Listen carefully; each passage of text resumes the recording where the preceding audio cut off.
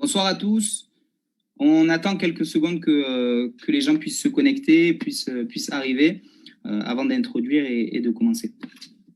Merci à tous d'être là, d'assister à cet échange.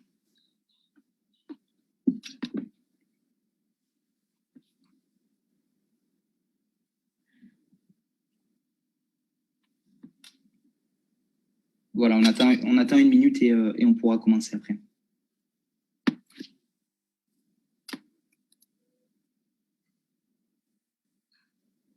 Encore quelques secondes.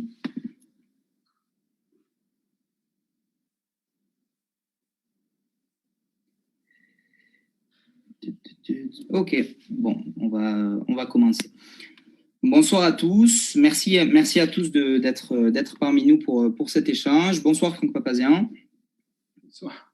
Bonsoir Mourad. Pour cet échange sur la situation politique en Arménie et sur la position de FRA. Mourad, tu es coprésident du CF et membre du bureau mondial de la FRA Tashnak Suchun. Et on a souhaité avec Hayastan essayer de donner des explications, parce que certains attendent des explications, certains veulent débattre, certains veulent échanger, certains veulent te poser des questions.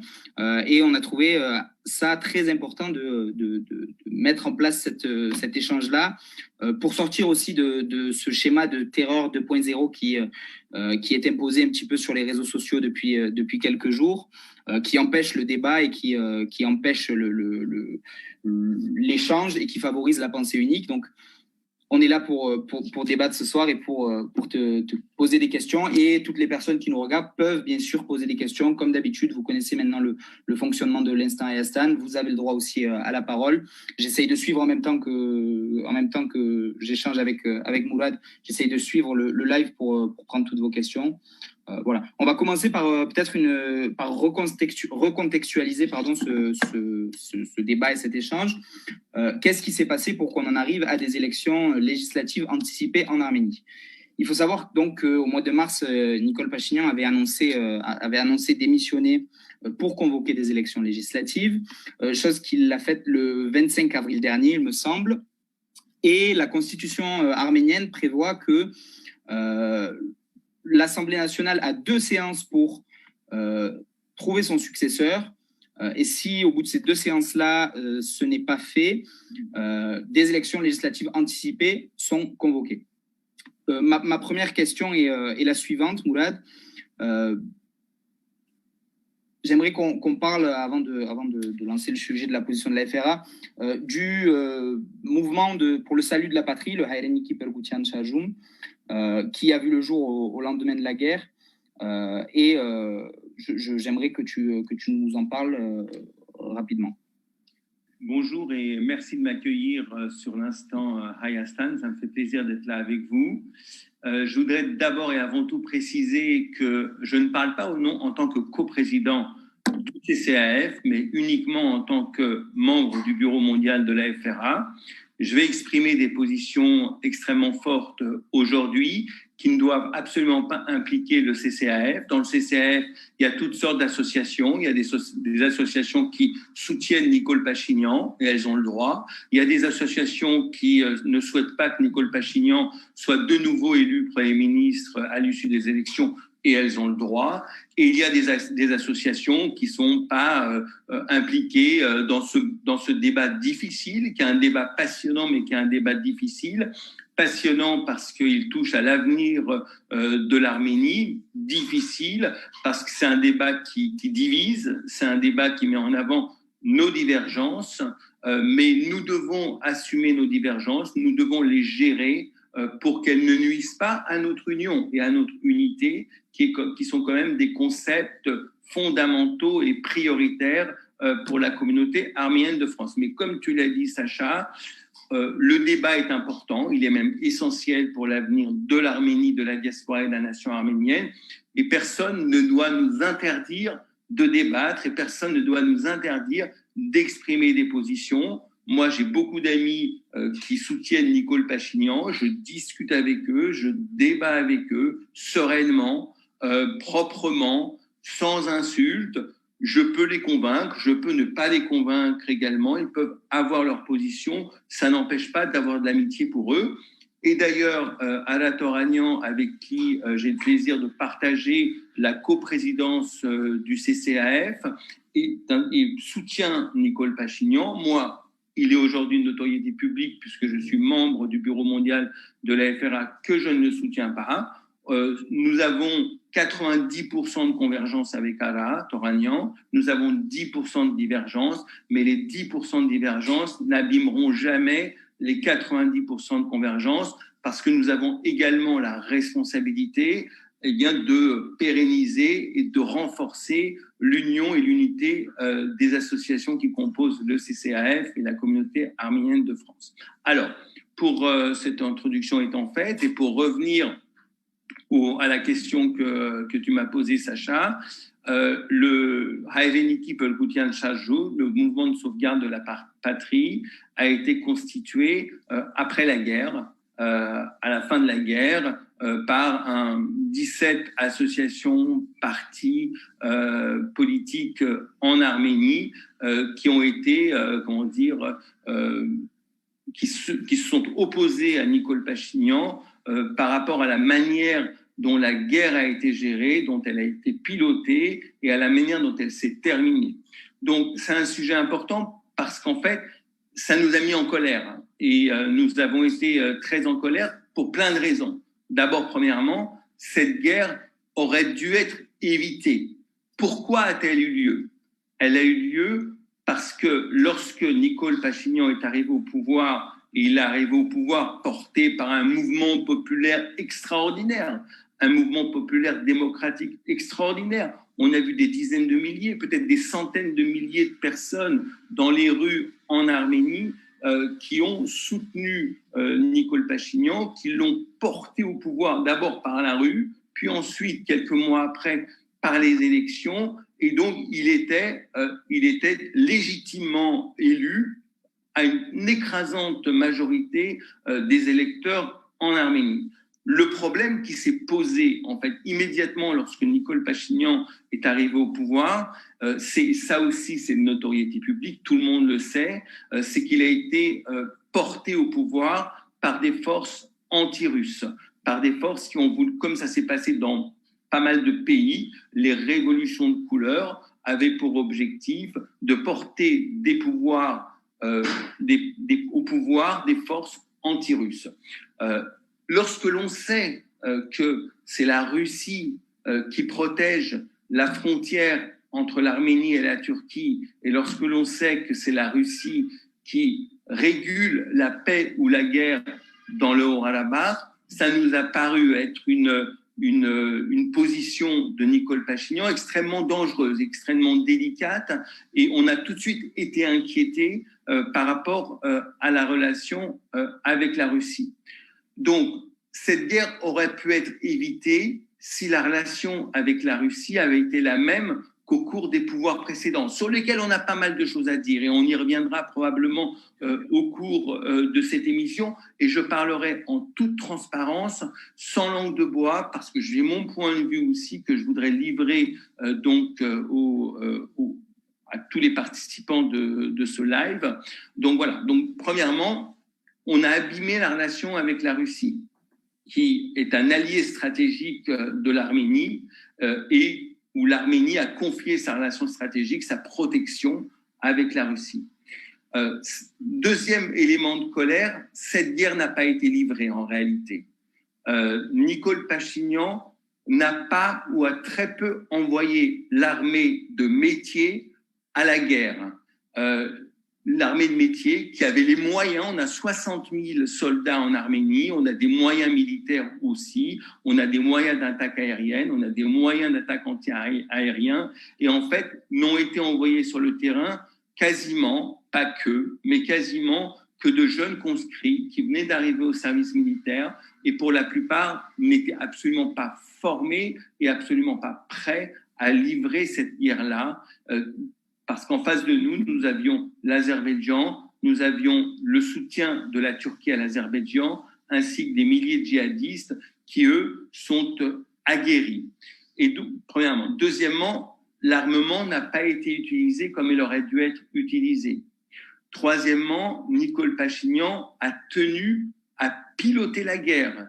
Il a pris la place des experts militaires et il a tenu à piloter la guerre. Il y a eu pas mal de symboles, des déficiences effectivement de la part de l'Arménie. J'en ai exprimé un certain nombre. Et un autre très symbolique, par exemple, on parle de Chouchi, qui est sous domination azérie aujourd'hui. Chouchi n'a pas été défendu. Les combattants qui ont libéré Chouchi en 1992 ont supplié à Robert Kotcharian de les laisser défendre Chouchi. Ils savaient que Chouchi n'était pas prenable facilement et que si Chouchi avait été protégé, l'Azerbaïdjan, avec tous les moyens qu'ils avaient, n'aurait pas pu rentrer dans Chouchi. Nicole Pachinian a refusé non seulement de confier la défense de Chouchi à ses combattants, mais a demandé aux équipes de Seyran Ohanian, l'ancien ministre de la Défense, qui est un général, de quitter Chouchi. Et en réalité, les Azerbaïdjanais sont rentrés dans Chouchi tranquillement, en marchant, sans livrer de combat. Autre sujet de colère, le Premier ministre a menti pendant toute la guerre.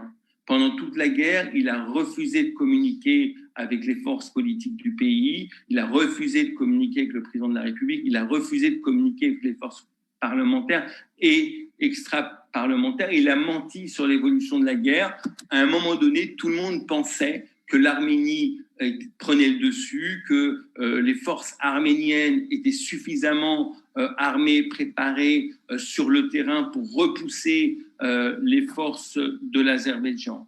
Et enfin, il a décidé seul de capituler. À un moment donné, quand on prend la responsabilité effectivement de mener la guerre, quand on prend la responsabilité de la piloter en mettant hors jeu les experts militaires, quand on refuse des soutiens et qu'on doit à un moment donné, avant de décider la capitulation, consulter le président de la République, consulter le Parlement, consulter tous les acteurs qui, en Arménie, jouent un rôle. Il a refusé et il a décidé, en fait, seul, dans cette nuit du 9 au 10 novembre, en fait, eh bien, de capituler, décider unilatéralement de capituler. Résultat, les Arméniens ont perdu 75% de l'Artsakh, 5000 jeunes ont été tués, il y a 12 000 blessés et handicapés aujourd'hui en Arménie. On a un pays qui est plus divisé que jamais. On a un pays et un État qui est extrêmement affaibli et donc, par conséquent, un pouvoir politique qui est très, très contesté. On a une relation avec la Russie qui est très, très abîmée, au plus mal aujourd'hui, alors qu'elle avait été construite pendant 25 ans pour qu'il y ait une relation de partenariat stratégique entre l'Arménie et la Russie. Les frontières ne sont pas protégées. On le voit dans l'Usunik, on le voit dans la région de Kirach-Kounik. On voit que des forces azerbaïdjanaises s'amassent à la frontière avec l'Azerbaïdjan. Donc, on voit aujourd'hui une Arménie qui est très, très affaiblie. On voit Aliyev qui pavane, qui menace. Il avait menacé d'occuper le Sunik, il l'a fait. Il avait menacé d'occuper la région de Sevan, il le fait avec le Kirach-Kounik.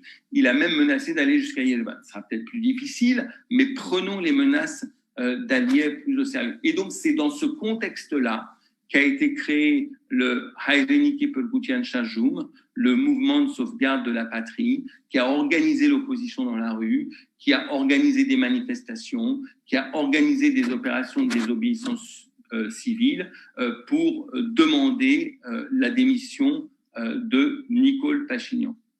Cette démission a été obtenue, puisque vous l'avez rappelé, Sacha, tu l'as rappelé, par un mécanisme constitutionnel assez précis. Donc, Nicole Pachinian a présenté cette démission le 24 avril et dans un délai d'une semaine avec 2 convocations de la session du Parlement. Donc, le Parlement, mais c'était organisé puisqu'il y avait un accord pour que le Parlement ne puisse pas élire de nouveau Premier ministre. Et donc, des élections sont convoquées pour le 20 juin. Nicole Pachinian est toujours Premier ministre par intérim, c'est ça ? Oui, donc aujourd'hui, on a un Premier ministre par intérim qui assure sa fonction jusqu'aux élections du 20 juin. Dans la demande du Hayreniki Pelgoutian Chajoum, du mouvement de sauvegarde de la patrie, il souhaitait effectivement qu'un autre Premier ministre assure l'intérim, non pas Nicole Pachinian. Cette demande a été rejetée par le Premier ministre, c'est son droit. En revanche, des élections seront effectivement tenues donc le 20 juin prochain. Je rappelle juste à ceux qui nous regardent, bien sûr, on est là pour échanger et pour débattre. Donc, si vous venez pour insulter, il n'y en a pas eu encore, donc juste je préviens, mieux vaut prévenir que guérir. Si vous venez pour insulter, etc., on modérera les commentaires. Par contre, si vous avez des questions, on les note et on les prendra à la fin. Merci Moulad pour cette explication. J'aimerais rebondir justement. On a vu l'annonce de la participation de Robert Kocharian à ces élections législatives anticipées dans le cadre d'une alliance qui s'appelle Hayastan Tashink, donc la coalition Arménie, dont fait partie la FRA Tashnak Suchun, mais également, il me semble, Veradzenvor Hayastan, qui est un parti du sunnique. Ma question est la suivante. Je pense que beaucoup la partagent. On était beaucoup à penser que la FRA irait aux élections avec ce Hayreniki Pelgoutian Chajoum, ce mouvement pour la sauvegarde de la patrie ou pour le salut de la patrie. Et donc, certains ont peut-être été surpris au moment où la FRA a annoncé qu'elle irait aux élections avec Robert Kocharian. Est-ce que tu peux nous expliquer pourquoi la FRA n'est pas allée aux élections avec le Hayreniki Pelgoutian Chajoum? C'était une hypothèse de travail. C'était effectivement que ce mouvement de contestation et d'opposition à Robert Kocharian à Nicole Pachinian puisse effectivement aller aux élections donc unis dans la logique de l'organisation de ce mouvement de contestation. Ça n'a pas eu lieu parce que dans ce mouvement-là, il y a des forces d'opposition mais qui avaient envie d'y aller seuls. Prenons par exemple Parkavat Shayastan de Tsaroukian a souhaité y aller seul. Le Parti républicain a souhaité y aller seul. Avec Vanessian, c'est ça? Parti républicain? Le Parti républicain, Vanessian ne fait pas partie du Parti républicain, mais aujourd'hui, il se trouve que Vanessian sera la tête de liste du Parti républicain donc il conduira la liste du parti de l'ancien président Serge Sarkissian aux élections. Et puis, il y a eu l'hypothèse aussi que la FRA y aille seule aux élections. Bien sûr. Et donc, après de nombreux débats, d'échanges, de consultations, Robert Kocharian, le deuxième président de la République, le deuxième président donc de l'Arménie indépendante, je suis assez transparent, juste pour vous donner les informations, a contacté la FRA pour lui proposer de constituer une alliance électorale avec effectivement Veradzenung Hayastan, qui est un parti du sunnite qui s'est nouvellement constitué face au danger effectivement territorial que subit le sunnite de la part de l'Azerbaïdjan. Et pour nous, c'était une position qui n'allait pas de soi. C'était une demande, une proposition que nous faisait Robert Kocharian qui n'allait pas de soi. Parce qu'avant que vous me posiez la question, nous avions décidé que nous ne voulions pas le retour des anciens. Nous ne voulions pas le retour des anciens parce que nous pensions que nous souhaitions effectivement qu'une troisième voie puisse émerger en Arménie pour créer une alternative, une nouvelle alternative donc pour la gouvernance de l'Arménie. Il s'est trouvé, soyons totalement honnêtes, il s'est trouvé que le mouvement qui a été lancé par le Hayreniki Pelgoutian Chajoum, le mouvement de sauvegarde de la patrie, a mobilisé à Yerevan, mais pas suffisamment. A mobilisé 20-30 000 personnes à Yerevan, mais n'a pas su mobiliser plus que ça. Des centaines de milliers de personnes, comme nous l'aurions souhaité. Ce qui nous aurait donné peut-être plus l'envie d'aller seul aux élections. Mais comme on a une priorité aujourd'hui, la priorité, c'est que Nicole Pachinian ne soit pas réélu Premier ministre, parce que nous avons la conviction que si Nicole Pachinian est réélu Premier ministre, c'est la fin de l'Arménie. Pourquoi c'est la fin de l'Arménie? tout simplement parce qu'il a exprimé sa vision de l'Arménie.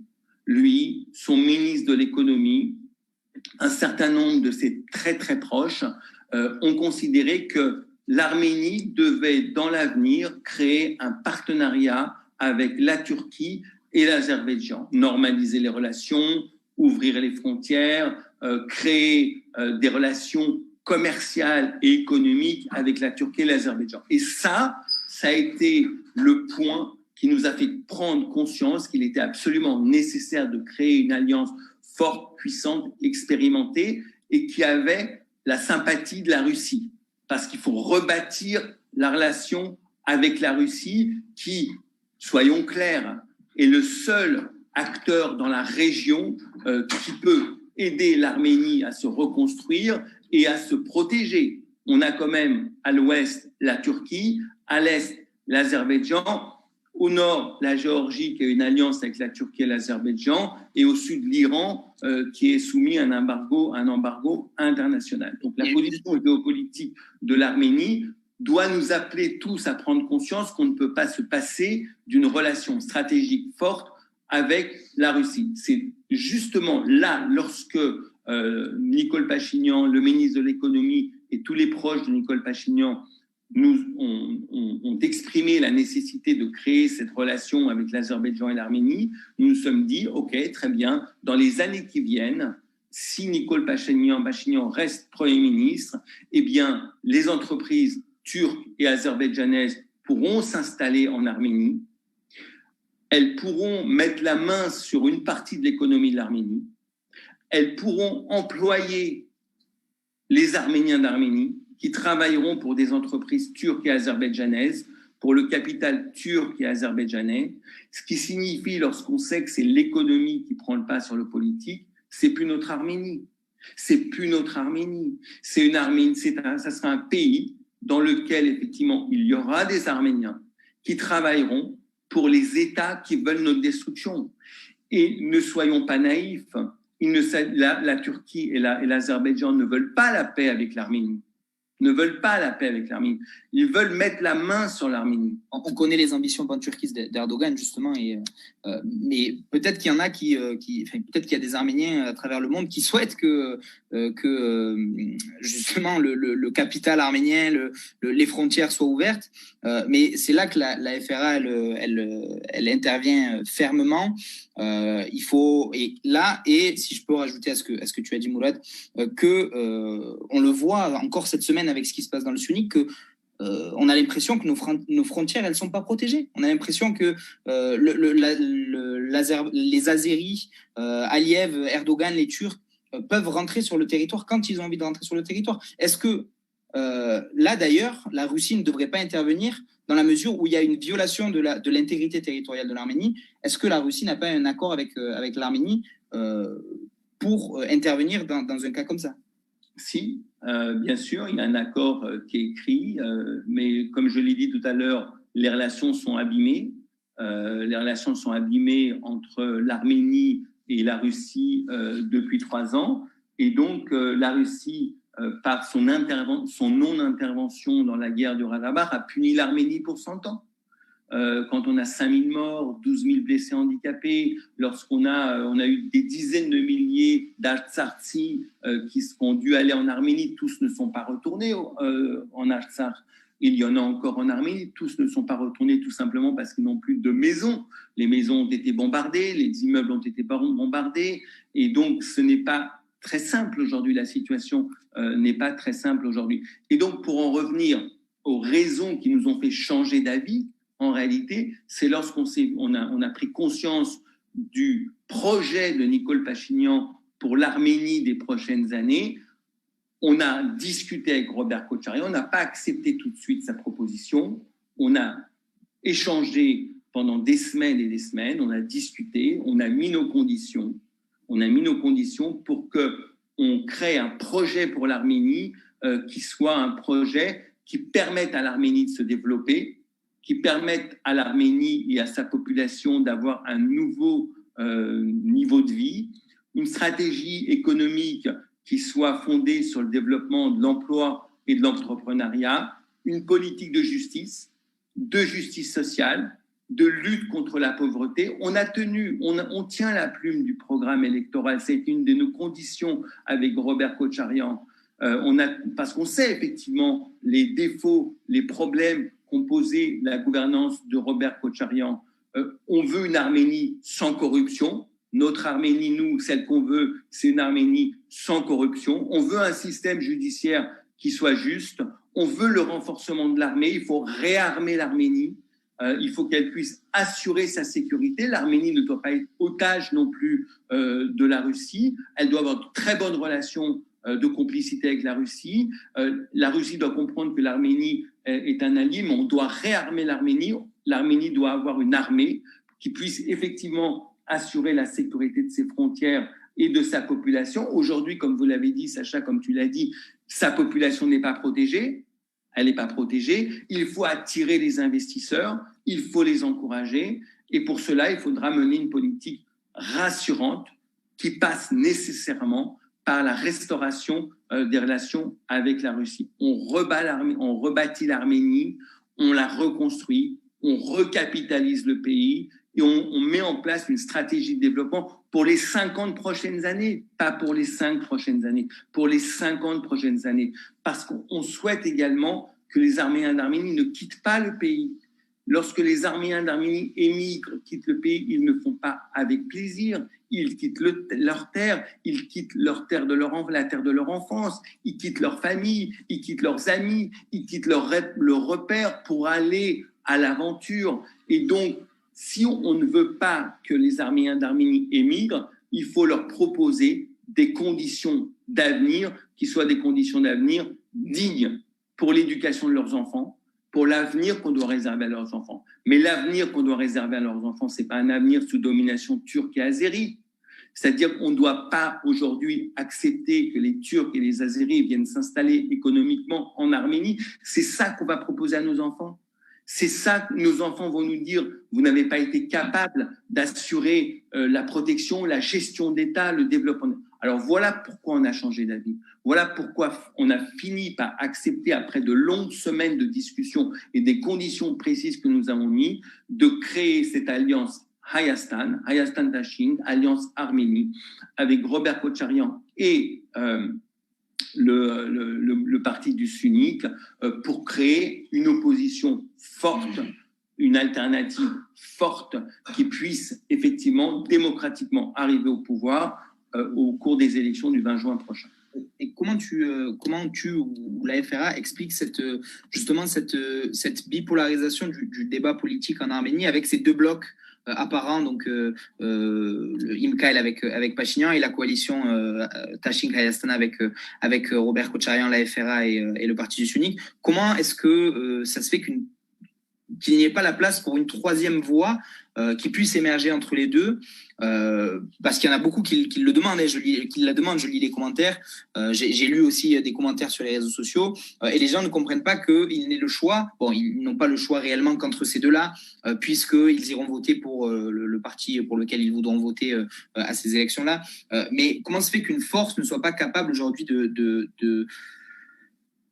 gagner ces élections-là face à Nicole Pachinian, qui soit autre qu'un ancien président de la République. Tu en as parlé, il y a eu des erreurs, et hormis cette question-là, justement, je vois que, je le sais déjà, que la FRA, elle est consciente des erreurs de Robert Kotcharian par le passé, elle est consciente de ses propres erreurs.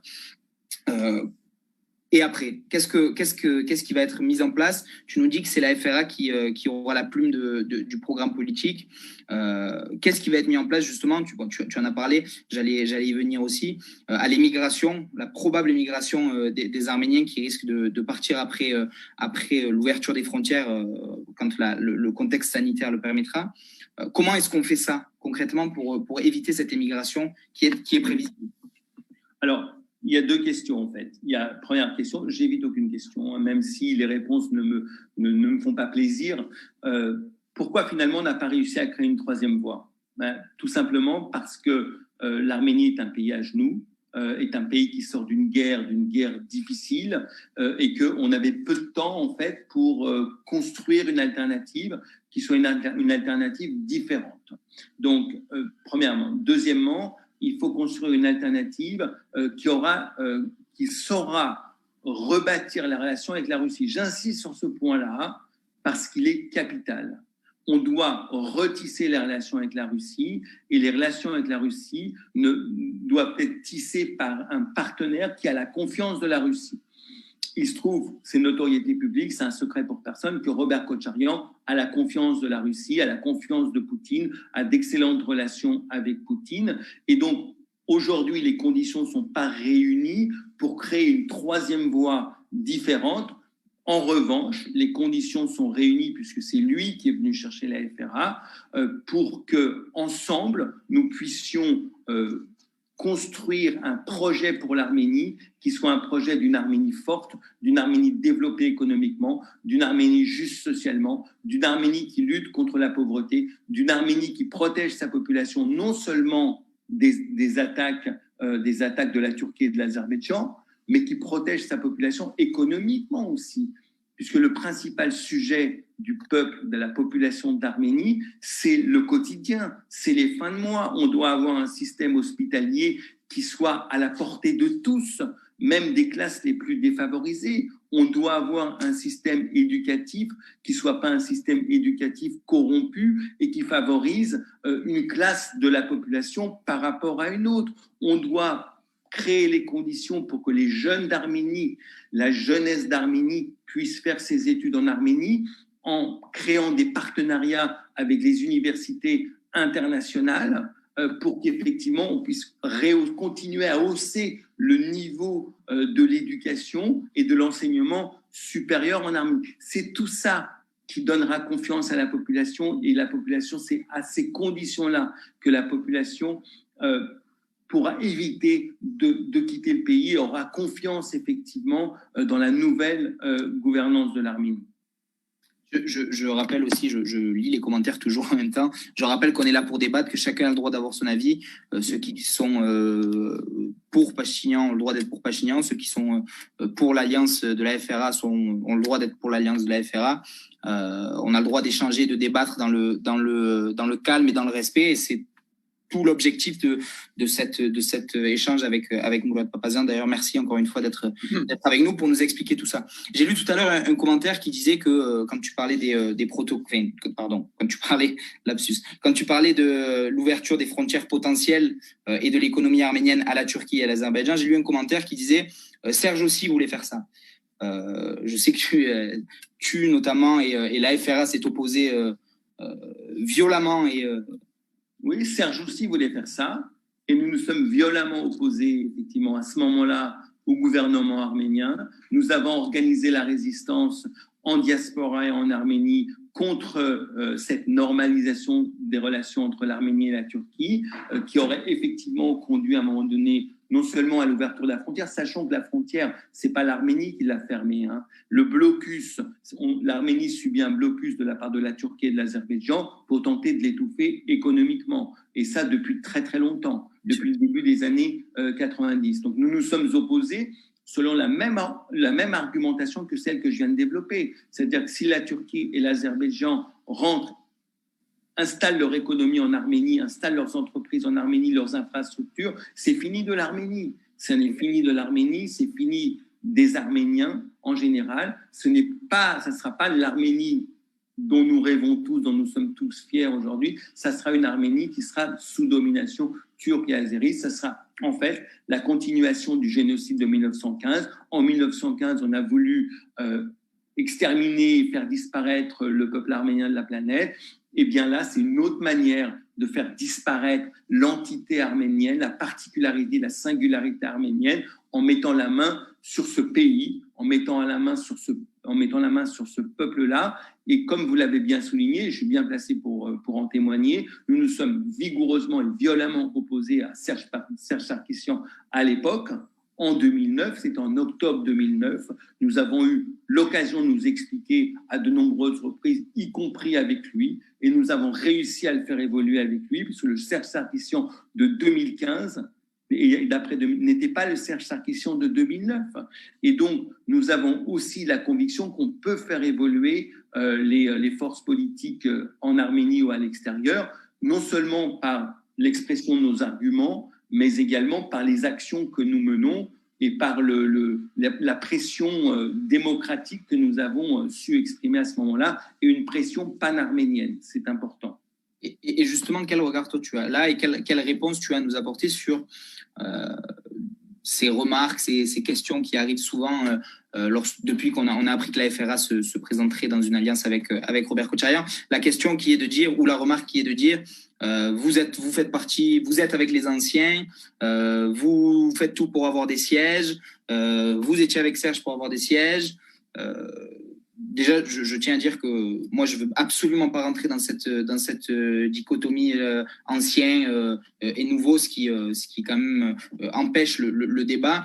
Dans la mesure où, en plus de ça, si on suit cette logique-là, Nicole est aussi un ancien puisqu'il a été, rappelons-le, le plus proche conseiller de Levon Ter-Petrosyan au début des années 90. Puis il a été député dans l'opposition certes, mais sous Serge Sarkissian. Donc il faisait partie de ce système-là aussi.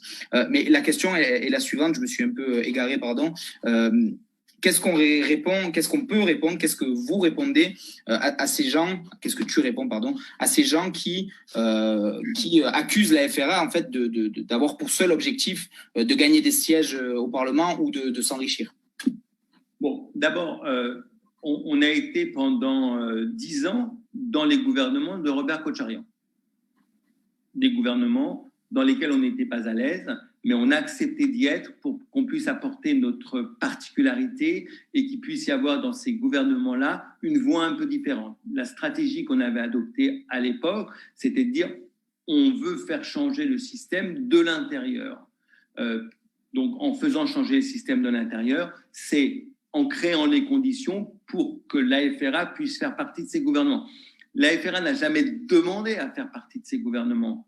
On a été aussi appelé à ce moment-là à faire partie de ces gouvernements. Mais il y a une différence fondamentale. À l'époque, nous participions avec notre drapeau tout seul aux élections. C'est un secret pour personne que la FRA a fait dans l'histoire des élections en Arménie entre 5 et 12% en fonction des élections. Donc, ce n'était pas un poids suffisamment fort pour imposer notre vision politique, qui n'est pas une vision politique ultralibérale, qui a été celle de Robert Kotcharian pendant les 10 années, mais on a réussi à faire des choses pendant 10 ans. On a réussi à influer sur un certain nombre de décisions, on a réussi à obliger, à convaincre Robert Kotcharian de placer la question de la reconnaissance internationale du génocide arménien au cœur de la politique étrangère de l'Arménie. Entre 1998 et 2008, nous avons réussi à faire reconnaître 20 États. 20 États ont reconnu le génocide arménien grâce à une collaboration, une coopération extrêmement proche avec tous les CDCA dans le monde entier, le Bureau mondial de la FRA et le ministre des Affaires étrangères, Vartan Oskanian, et tous les ambassadeurs. J'ai moi-même participé à des réunions stratégiques diplomatiques concernant les affaires étrangères et les plans qu'on avait pour faire reconnaître le génocide arménien. Ça a marché. Ça a marché. Donc, nous avons tout mis en œuvre pour que l'Arménie se construise, se bâtisse économiquement. Et il y a eu beaucoup de choses qui ont été faites. Il y a Irina Ovsepian, je vous engage à aller sur son compte Facebook, Irina, qui est énarque et qui connaît bien, qui a bien suivi le développement de l'Arménie sous Robert Kotcharian. L'économie s'est développée, le PIB a été multiplié, les télécommunications ont été construites. Il y a eu des défauts également. Il y a eu de l'exploitation des privatisations, il y a des clans qui se sont constitués, il y a des oligarques qui se sont enrichis. On a condamné tout ça. Et dans les négociations qu'on a eues avec Robert Kotcharian dans les mois qui précèdent ce moment-là où je vous parle, on a insisté sur le fait que nous n'accepterions absolument pas de nouveaux oligarques, de nouveaux monopoles, de nouveaux favoritismes, de nouveaux enrichissements, etc. Et c'est la raison pour laquelle on a exigé de tenir la plume du programme électoral. Et cette fois-ci, on n'y va pas tout seul. C'est-à-dire que si on y allait tout seul et qu'on ramenait 7, 8, 9, 10% des voix, on nous dirait vous représentez 7, 8, 9 ou 10% des voix dans le gouvernement, donc vous ne pouvez pas prétendre décider de la politique économique, sociale et de développement du gouvernement. Là, nous sommes ensemble. Donc nous avons créé cette alliance ensemble. Et c'est à nous que revient la définition du programme électoral, des priorités économiques, donc du pays. Et donc, on est dans des conditions totalement différentes. Mais je veux aussi insister sur le fait que ce n'était pas l'option que nous avions retenue initialement. Mais le danger de la politique turque et azerbaïdjanaise de Nikol Pachinian nous a fait prendre conscience que l'option que nous souhaitions, c'était d'aller seul aux élections, n'était pas une option suffisamment forte et suffisamment puissante pour permettre de battre démocratiquement Nikol Pachinian aux prochaines élections législatives.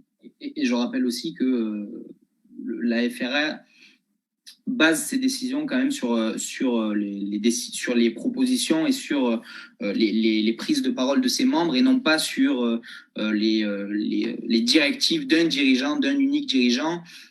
Toutes ces décisions-là qui sont prises, la participation à l'Alliance, etc., elles sont prises de manière collégiale.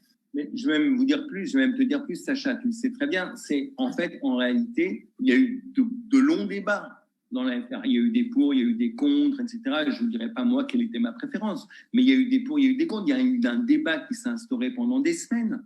On a analysé la situation et on a pris une décision en faveur des intérêts de l'Arménie. Je voudrais juste vous rappeler de quelle manière fonctionne le système électoral en Arménie.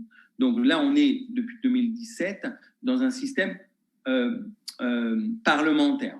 C'est-à-dire que le président de la République n'est plus le premier personnage de l'État, c'est le Premier ministre. Et donc, les élections sont des élections à un seul tour. Là, on est dans une proportionnelle intégrale. Les élections auront lieu le 20 juin prochain. Et c'est à l'intérieur du Parlement, en fait, une fois que les députés de tous les partis seront élus, que se constituera une coalition en fait, qui accédera au pouvoir. C'est comme ça, alors c'est pas comme ça en France, mais c'est comme ça partout ailleurs, en Angleterre, en Espagne, en Italie, partout ailleurs. En fait, dans ces pays-là, ce sont des régimes, les pays européens sont des régimes parlementaires. Il y a un seul tour, d'accord ? Donc, les Arméniens d'Arménie, les électeurs d'Arménie choisiront et chaque parti aura un nombre de députés. Et pour diriger seul, il faudra avoir l'Assemblée nationale est constituée de 105 députés. Il faudra donc avoir 53 députés, ce qui fait plus de 50% des voix, donc tout seul. Aucune force politique aujourd'hui n'est en mesure d'avoir plus de 50% des voix tout seul. Et c'est aussi une des raisons pour lesquelles nous souhaitions, ce changement constitutionnel, pour que l'Arménie ne soit pas dominée par un seul parti.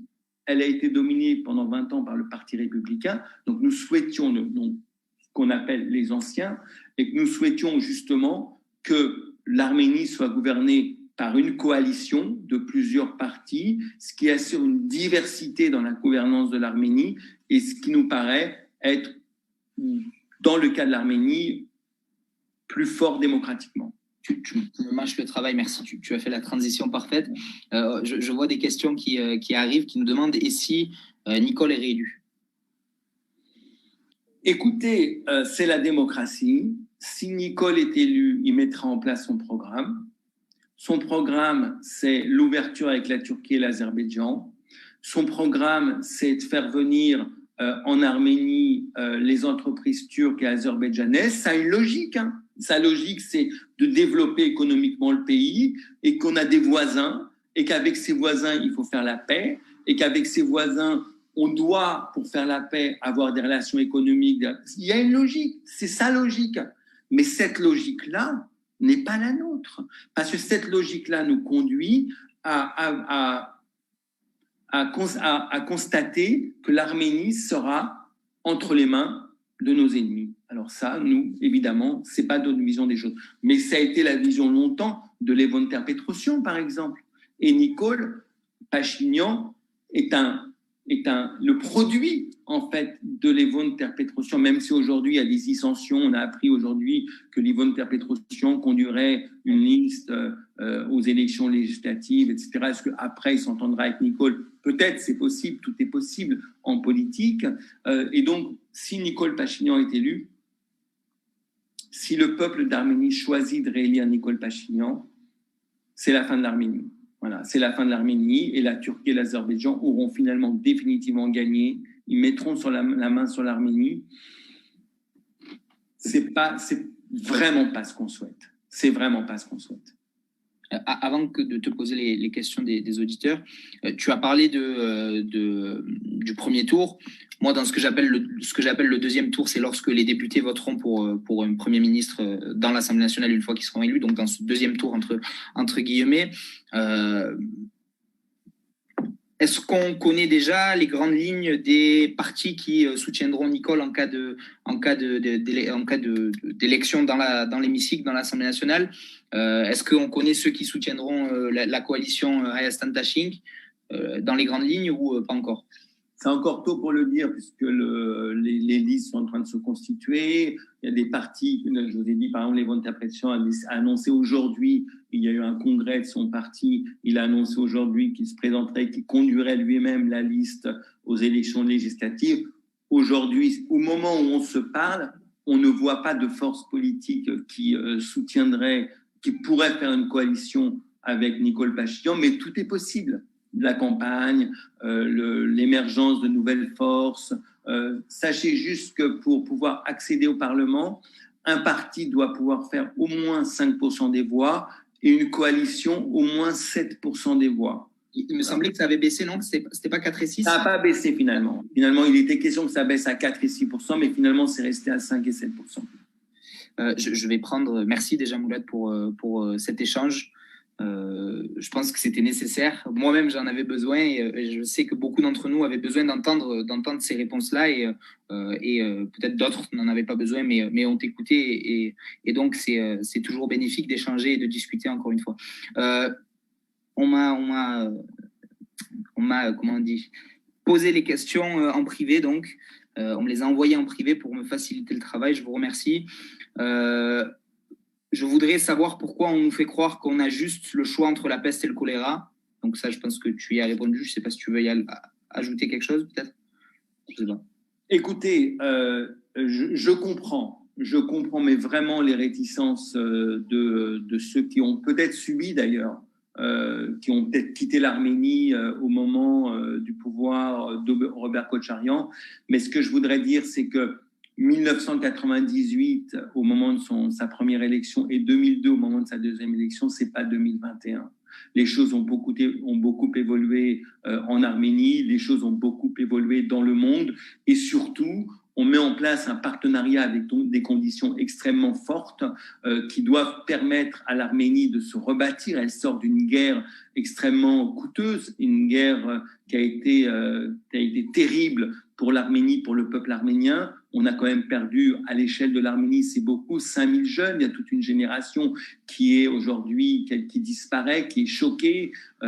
J'ai rencontré, moi, à Yerevan, des mères de famille qui avaient perdu des enfants, mais j'ai rencontré aussi des mères de famille qui ont des enfants handicapés, dont un fils a perdu le bras, l'autre a perdu une jambe. C'est terrible. Et donc, on a un pays, une société, une économie à reconstruire et un espoir à redonner. L'espoir, il ne doit pas être confié à nos ennemis. L'espoir de l'avenir de l'Arménie, il ne doit pas être confié à la Turquie et à l'Azerbaïdjan. Et ça, c'est le projet de Nicole Pachinian. Et désolé, mais ce n'est pas choisir entre la peste et le choléra, puisque le choléra, peut-être pour certains, c'était effectivement Robert Kotcharyan à un moment donné, dans la stratégie. Alors, juste un petit sujet, parce que je sais que ça circule sur les réseaux sociaux, je ne suis ni le représentant de Kotcharyan, ni son avocat.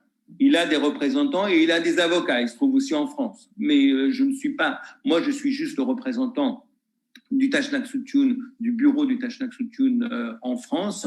Et donc, j'explique, pour ceux qui ont envie de le comprendre, la manière dont les choses sont passées. Et on ne laissera pas faire. Et ce n'est pas du d'ailleurs, ne laissera pas se refaire la politique qu'on a condamnée en son temps, ultralibérale, de la naissance des oligarques, de la confiscation d'une certaine partie de l'économie, de l'injustice sociale. On ne laissera pas faire ça. On est aujourd'hui dans une alliance, on a un programme électoral, et je dis 1998 et 2002, c'est pas pareil que 2021, vraiment. Le contexte a changé, bien évidemment. Je rappelle que je prends les questions sans distinction d'appartenance politique ou sans distinction de nom, puisque je n'ai même pas les noms sous les yeux. On demande maintenant, c'est plutôt une remarque, on dirait que le peuple est complètement lobotomisé. Que faire? Et j'enchaîne avec Kocharian, est-il prêt à impliquer la diaspora arménienne dans la vie politique arménienne? Vote, budget, sécurité, relations, etc. etc. Alors, c'est sûr qu'on a une population qui est aujourd'hui... On a trois types de personnes en Arménie. On a une population qui est choquée. Moi, je suis allé à Hierapelouj à plusieurs reprises, notamment au mois de décembre, dans un rassemblement de plusieurs dizaines de milliers de personnes. Et j'ai vu dans les yeux des Arméniens d'Arménie, dans les yeux de tous ceux qui étaient présents, la tristesse. J'ai vu les larmes, j'ai vu des regards désespérés parce qu'on avait perdu des enfants, parce qu'on avait perdu de la famille, parce qu'on avait des enfants handicapés, et parce qu'on avait peur en fait de la suite et on considérait que on était dans une aventure dont on ne pouvait pas imaginer quelle serait la conclusion. Et puis il y a aussi encore des supporters de Nicole Pachinian. Ils étaient 72% à l'avoir élu en décembre 2018. Et aujourd'hui, alors ils sont évidemment plus du tout 72%, mais il y a quand même une partie importante de la population qui continue à le soutenir, soyons très très honnêtes. Nicole Pachinian fera un vrai score aux élections législatives du 20 juin. Et puis il y a ceux qui veulent absolument pas qu'il soit réélu parce qu'ils prennent conscience effectivement que non seulement il emmène l'Arménie dans une aventure, que les frontières ne sont pas protégées, qu'il n'y a pas de projet économique, que finalement les promesses de la révolution de velours de 2018 n'ont absolument pas été tenues, que sa théorie, c'est le peuple qui décide, c'est le gouvernement du peuple, on va se rassembler sur la place de la République pour prendre les décisions ensemble en levant la main, etc. D'abord, c'était de la démagogie parce que ce n'était pas possible et ça n'a pas été possible, il ne l'a pas fait. Et il répète aujourd'hui qu'il veut donner le pouvoir au peuple. En réalité, il gouverne de la même manière que les gouvernements différents, que les gouvernements précédents, de la même manière. Donc, il y a quand même une partie de la population qui le soutient et il y a aussi une partie significative de la population qui n'a pas encore décidé aujourd'hui, qui attend la campagne électorale, qui attend les projets, qui attend les programmes, qui attend les débats, qui attend les meetings électoraux pour se déterminer. Je rebondis, je cible les questions auxquelles tu n'as pas encore répondu. On te demande, Kocharian n'ayant pas de parti politique, est-ce qu'on a une idée de qui sont ses soutiens? Est-ce ce sont des soutiens russes? Mais qui sont les autres instances, mouvements qui sont avec lui? Aujourd'hui, l'alliance Hayastan Tashing, l'alliance Arménie, est composée de 3 composantes, les amis de Robert Kocharian, le Tashnak Soutoun, la FRA Tashnak Soutoun, et le parti du SUNIC. L'idée, c'est de fédérer effectivement dans cette alliance-là un certain nombre de relais qui ne sont pas dans ces 3 partis. Alors, il n'a pas de parti, mais il a son entourage, il a ses supporters. Et l'idée, c'est d'agréger des entrepreneurs, d'agréger des forces économiques, d'agréger des personnes qui ont des leviers et qui peuvent aider, qui peuvent participer à la mise en place d'un programme économique solide et prometteur pour l'Arménie, ainsi que d'un modèle social et d'un modèle de santé, d'un modèle d'éducation qui soit celui du XXIe siècle et qui pourra convaincre non seulement les Arméniens d'Arménie de rester en Arménie, mais qui pourra leur permettre d'avoir un niveau de vie qui soit un niveau de vie intéressant, digne de la personne humaine en réalité. C'est notre sujet. Parce que si on veut que les Arméniens d'Arménie restent en Arménie, et c'est important pour la sécurité du pays, parce qu'un pays qui se dépeuple, déjà il y a 3 millions d'habitants, disons d'entre 2,5 millions et 3 millions d'habitants, là où l'Azerbaïdjan en a 10 millions et la Turquie en a 80 millions, une Arménie qui se dépeuple est une Arménie qui sera toujours encore plus fragilisée. Concernant la diaspora et la participation de la diaspora, donc c'est vrai que dans l'appel que Robert Kotcharian a fait au Tashnak Sutyun, la composante diasporique du Tashnak Sutyun n'est pas une composante neutre pour Robert Kotcharian. C'est vrai qu'il a envie aussi que la diaspora puisse participer activement et directement à la reconstruction du pays, notamment sur le plan économique, notamment sur la création de nouveaux modèles. Je parlais de santé, je parlais d'éducation, je parlais d'agriculture. Voilà. Donc, il a très, très envie, effectivement, que la diaspora soit plus... Pas que la diaspora du Tashnak Sutyun, pas du tout. La diaspora en général puisse participer activement à la reconstruction et au développement du pays. Je l'ai dit, pour les 50 prochaines années, il faut qu'on voit loin. Lorsqu'on est à la tête d'un État, il faut qu'on... D'abord, on veut prendre la tête d'un État pour faire mieux que les précédents, les prédécesseurs. Et puis, deuxièmement, on a le devoir, la responsabilité de voir loin, de voir au moins à 50 ans. De toute façon, ce n'est pas avec des plans sur 2 ans, sur 5 ans ou sur 7 ans qu'on améliorera la situation. Et ça, c'est prouvé, je pense. On nous demande si, encore une fois, c'est un parfait rebondissement, si les décisions prises par le Tashnak Sutyun sont concertées avec la FRA de tous les pays. Les décisions prises en Arménie. Ce sont des décisions qui ont été débattues.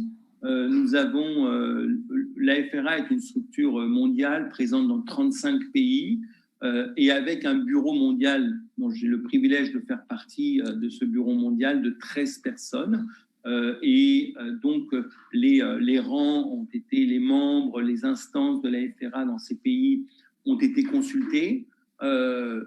Et elles sont à l'image du peuple arménien. En réalité, des préoccupations ont été exprimées. Et c'est parce qu'on a exprimé ces préoccupations-là de ne pas revenir à ce qui s'est fait dans le passé, les mauvais côtés du passé, parce qu'il n'y a pas que des mauvais côtés. Je disais tout à l'heure, Irina Ovsepian, sur son compte Facebook, et je vous invite à aller lire le papier qu'elle a fait, où elle explique de quelle manière l'Arménie s'est construite, s'est développée, s'est renforcée à ce moment-là. Donc, il y a les bons et les mauvais côtés, évidemment, et je ne nierai jamais les mauvais côtés.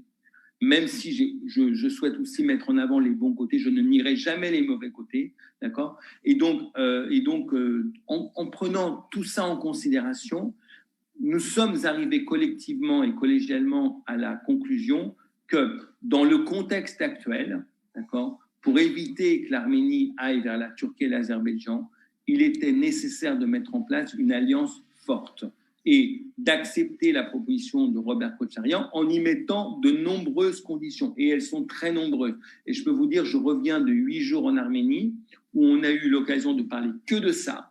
On a eu l'occasion de ne parler que de ça, y compris avec Robert Kotcharian en face à face, et y compris justement en pointant les problèmes du passé, les points noirs du passé, et en mettant en avant l'espoir pour le peuple d'Arménie d'un nouveau gouvernement. Et nous serons extrêmement vigilants sur ces points-là. On a donc compris que la priorité de la FRA à l'heure d'aujourd'hui, je déteste cette expression, pardon. Aujourd'hui, la priorité de la diaspora, c'est de la FRA, pardon, c'est la sécurité de l'Arménie. C'est une des dernières questions que je te poserai, Mourad.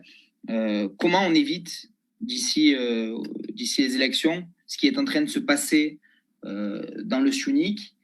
J'ai peut-être lu l'information comme quoi les Azéris s'étaient retirés après des négociations. Je ne sais pas si c'est avéré. Mais comment est-ce qu'on évite comment on évite que le Syunik soit envahi d'ici les élections? On est sous la menace constante et quotidienne de l'Azerbaïdjan sur les frontières internationalement reconnues de l'Arménie. Comment est-ce qu'on fait d'ici aux élections et même après pour se protéger?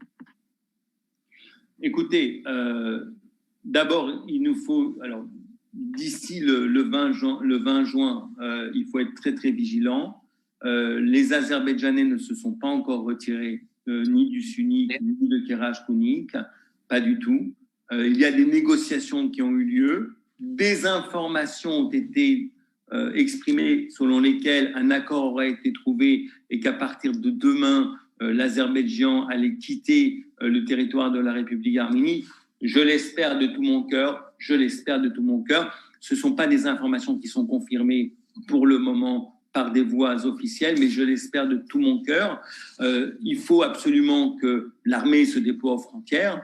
Aliyev a menacé il y a quelques mois déjà l'Arménie d'envahir le Sunnik et d'envahir la région du lac Sevan, donc le Kerach Kounik, et Yerevan. Disons que Yerevan, c'est un peu plus compliqué.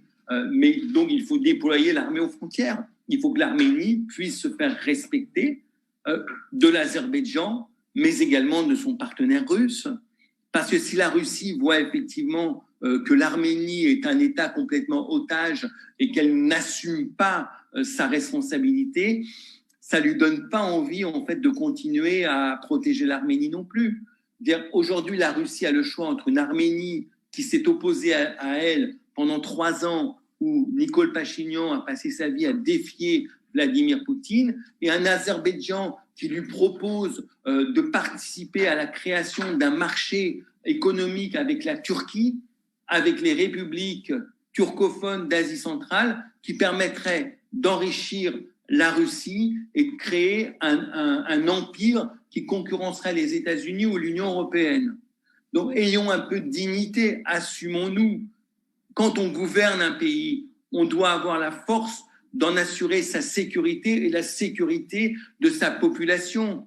Notre priorité, c'est pas que la sécurité, c'est la sécurité, mais c'est aussi le développement économique, c'est le quotidien de la population d'Arménie. Il faut que la population d'Arménie vive bien dans des conditions dignes. Il faut que les Arméniens d'Arménie puissent permettre à leurs enfants de faire des études, d'avoir accès à des soins normalement. Il faut qu'ils puissent leur assurer un mode de vie qui soit digne d'une population en 2021. Voilà, tout ça sont nos priorités. Et c'est vrai, vous avez raison, mais je ne peux pas vous donner de réponse. Jusqu'au 20 juin, les choses vont être encore délicates,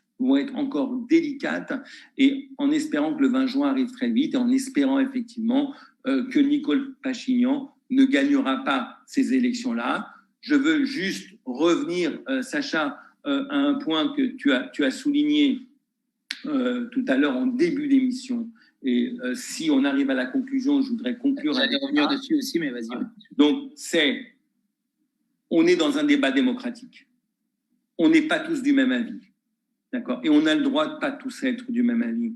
C'est pas pour ça qu'on est des bons ou des mauvais Arméniens. D'accord. Moi j'ai dit dans mes amis, j'ai des supporters de Nicole Pachinian, mais j'ai aussi évidemment de très nombreux supporters de l'alliance Hayastan qu'on a mis en place. Moi j'accepte la différence.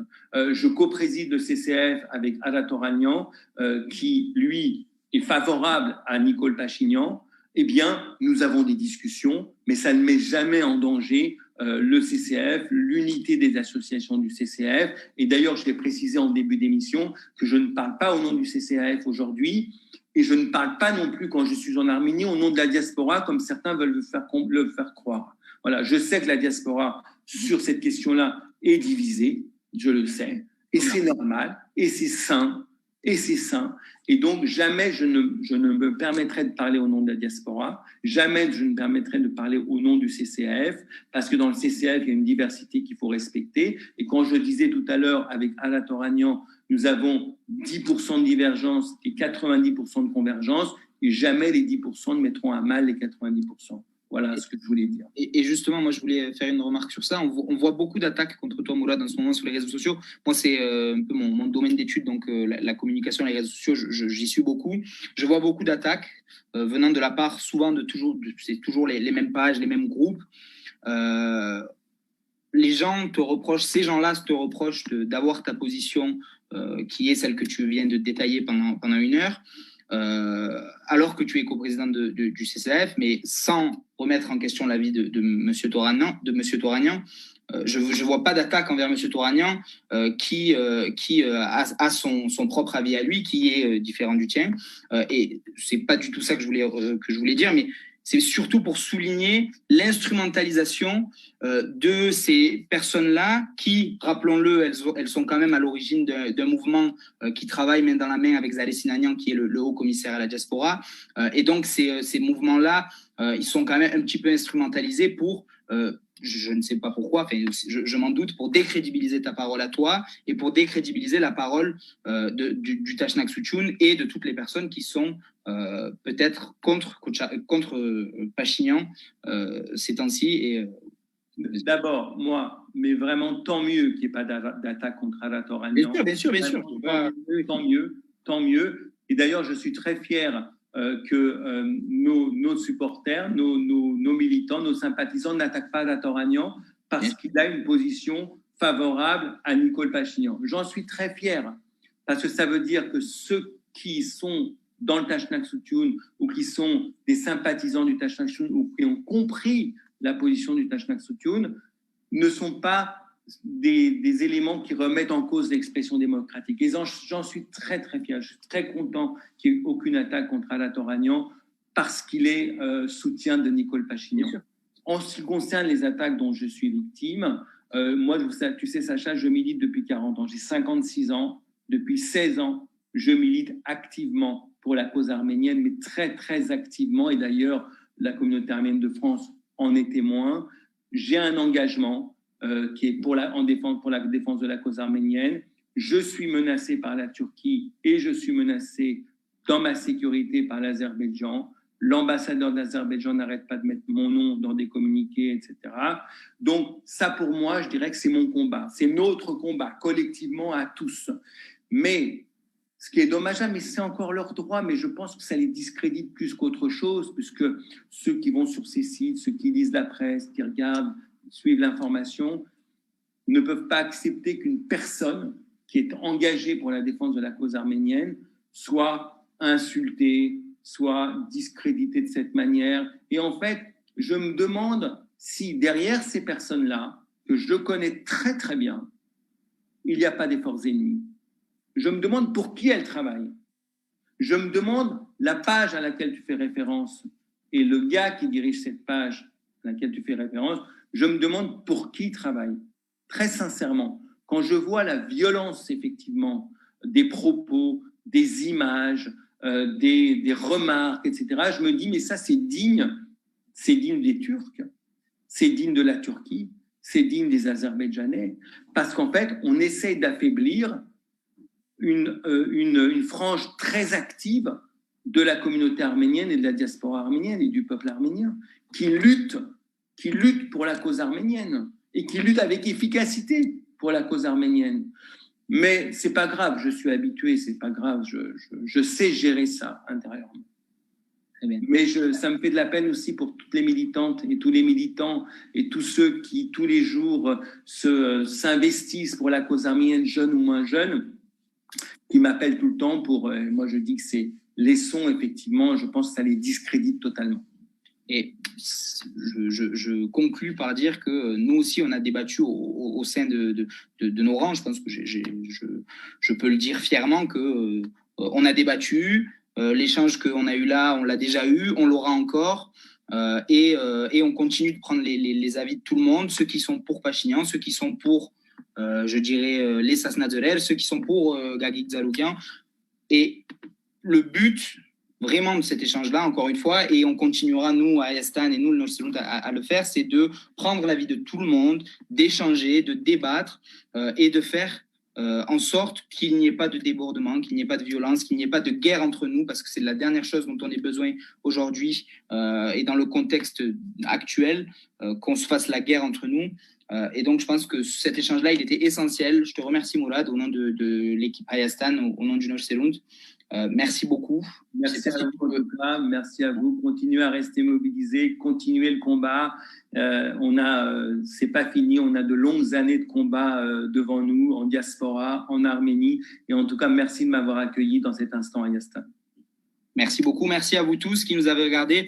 Quelques petites informations. Donc, l'instant Ayastan continue. Et donnons rendez-vous, Sacha, mardi. Mardi à 16h30 devant l'Assemblée nationale. Le CCAF organise une manifestation avec de nombreux députés pour la libération des prisonniers de guerre qui sont entre les mains de l'Azerbaïdjan. Il y a à peu près 200 prisonniers de guerre, otages arméniens, et on doit se battre pour les faire libérer. Et vous avez bien constaté aussi que la France était en première ligne et que le président Macron est en première ligne. Ce n'est pas non plus le fruit du hasard, parce qu'il nous a aussi reçus régulièrement. Avec le 24 avril, on lui a rappelé qu'il était important que la France s'implique pour la libération des otages, mais aussi parce que l'Azerbaïdjan est un danger pour l'Arménie. Et tout le monde a suivi les interventions du président de la République française, qui ne sont pas le fruit du hasard. Et je pense qu'on est tous unanimes sur cette question-là. Et donc, rendez-vous à 16h30 devant l'Assemblée nationale pour une mobilisation donc pour les otages, pour une mobilisation médiatique aussi, espérons-le que les médias seront présents. Et on vous donne aussi rendez-vous le Nolselund cet été avec le projet Ergilan Artsar. On continue la récolte. Je fais un petit peu je mets en avant le projet, même si ça n'a pas forcément un rapport direct avec l'échange qu'on a eu. On va vous mettre la cagnotte en commentaire si vous voulez aider. On sera en Artsar cet été, on sera en Arménie cet été, auprès des enfants, auprès de la jeunesse, pour les aider à sortir de leur quotidien et pour être sur place à leur côté. Merci Mourad Papazian, merci à vous tous qui nous avez regardés et à très bientôt pour un nouvel Instant Hayastan et pour de nouveaux échanges dans le respect toujours et dans la bonne humeur. Merci beaucoup.